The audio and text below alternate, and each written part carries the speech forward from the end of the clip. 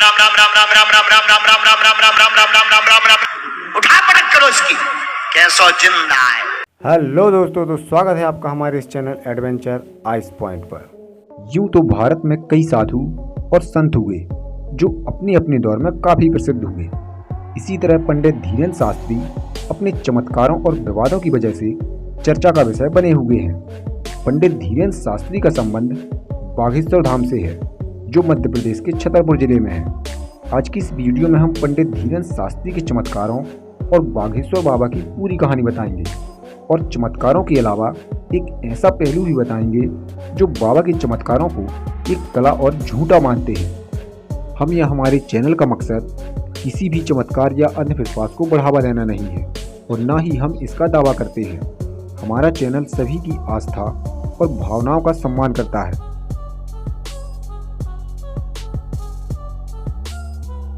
आखिर पंडित धीरेन्द्र शास्त्री हैं कौन? पूरा विवाद क्या है? बागेश्वर धाम क्या है? क्या सच में पंडित धीरेन्द्र शास्त्री के पास कोई दिव्य शक्ति है? आइए समझते हैं। बागेश्वर धाम के कथावाचक पंडित धीरेन्द्र कृष्ण शास्त्री इन दिनों सुर्खियों में हैं। बागेश्वर महाराज के नाम से प्रसिद्धि पा चुके धीरेन्द्र शास्त्री लोगों के मन की बात पढ़ने का दावा करते हैं। लोगों का विश्वास है कि अगर बागेश्वर धाम के दिव्य दरबार में एक बार अर्जी लग जाए तो किस्मत बदल जाती है। महाराज लोगों की समस्या बिना बताए ही पढ़ लेते हैं और फिर उनके मन की बात को बताते हुए कागज पर समस्या का समाधान बताते हुए लिखते हैं कि जल्दी ही आपकी प्रॉब्लम्स सॉल्व हो जाएंगी। मध्य प्रदेश के छतरपुर जिले के ग्राम गढ़ा में स्थित सिद्ध स्थान बागेश्वर धाम सरकार देश भर में प्रसिद्ध हो चुका है। बागेश्वर धाम के दरबार में बड़ी संख्या में लोग पहुंचते हैं और अपनी अर्जी लगाते हैं, लेकिन बड़ा सवाल है कि आखिर बाबा लोगों की मन की बात कैसे जान लेते हैं। बागेश्वर सरकार का दावा है कि उनके पास ऐसी शक्ति है कि वो लोगों की मन की बात जान जाते हैं। वो कहते हैं कि उनके पास ऊपर से कनेक्शन है, उन्हें ऊपर से सिग्नल मिलता है। इस सिग्नल के जरिए ही लोगों की समस्या जानते हैं। बागेश्वर महाराज की इन्हीं शक्तियों के कारण बागेश्वर धाम में पहुंचने वाले भक्तों की संख्या लगातार बढ़ती जा रही है।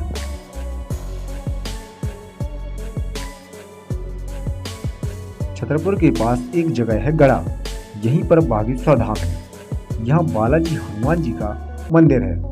हर मंगलवार को बालाजी हनुमान जी के दर्शन को भारी भीड़ उमड़ती है।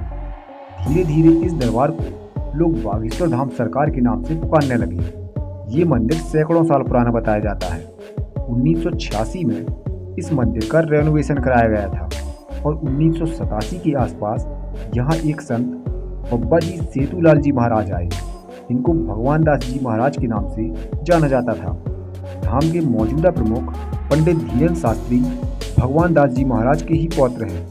इसके बाद 1989 के समय बाबा जी द्वारा बागेश्वर धाम में एक विशाल महायज्ञ का आयोजन किया गया। 2012 में बागेश्वर धाम की सिद्ध पीठ पर श्रद्धालुओं की समस्याओं के निवारण के लिए दरबार का शुभारंभ हुआ। इसके बाद धीरे धीरे बागेश्वर धाम के भक्त इस दरबार से जुड़ने लगे। दावा होता है कि यहाँ आने वाले लोगों की समस्याओं का निवारण किया जाता है।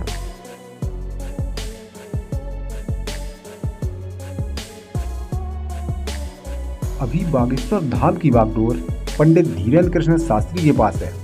पंडित धीरेन्द्र का जन्म 1996 में छतरपुर जिले के गढ़ागंज में हुआ था। इनका पूरा परिवार अभी भी गढ़ागंज में ही रहता है। पंडित धीरेन्द्र शास्त्री के दादा पंडित भगवान दास भी इस मंदिर के पुजारी रहे।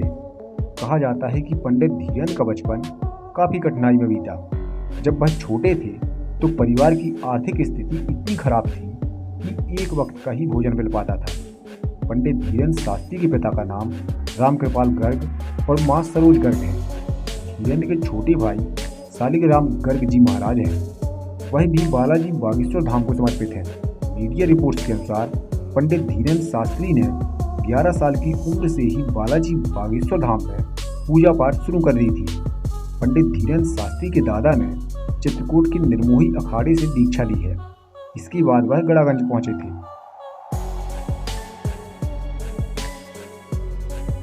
बागेश्वर धाम प्रमुख पंडित धीरेन्द्र शास्त्री हमेशा एक छोटी गदा लेकर चलते हैं। उनका कहना है कि इससे उन्हें हनुमान जी की शक्तियाँ मिलती हैं।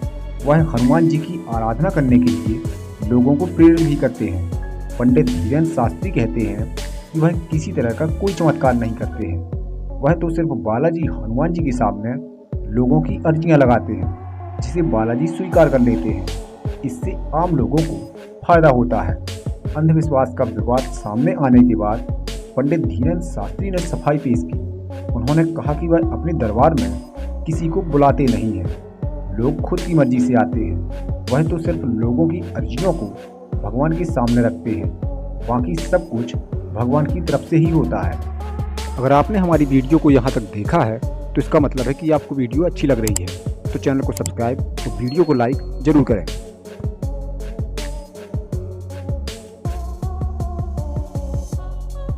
बागेश्वर धाम सरकार पंडित धीरेन्द्र शास्त्री कथा के दौरान लोगों की समस्याएं सुनने और उनका समाधान करने का दावा किया जाता है। कहा जाता है कि भूत प्रेत से लेकर बीमारी तक का इलाज बाबा की कथा में होता है। बाबा के समर्थक दावा करते हैं कि बागेश्वर धाम सरकार इंसान को देखते ही उसकी हर तरह की परेशानी जान लेते हैं और उसका समाधान करते हैं। वहीं बागेश्वर धाम सरकार का कहना है कि वह लोगों की अर्जियां भगवान तक पहुंचाने का जरिया मात्र हैं, जिन्हें भगवान सुनकर समाधान देते हैं। इन्हीं दावों को नागपुर की अंधश्रद्धा निर्मूलन समिति ने चुनौती दी। यहीं से विवाद की शुरुआत हुई। दरअसल नागपुर के सामाजिक कार्यकर्ता श्याम मानव ने कहा था कि धीरेन्द्र शास्त्री अंधविश्वास को बढ़ावा देते हैं। अगर उनकी टीम से जुड़े लोगों के सवालों के जवाब वो दे पाए तो 30 लाख का इनाम देंगे। खबर आई कि इस चैलेंज के बाद धीरेन्द्र शास्त्री नागपुर से भाग गए थे।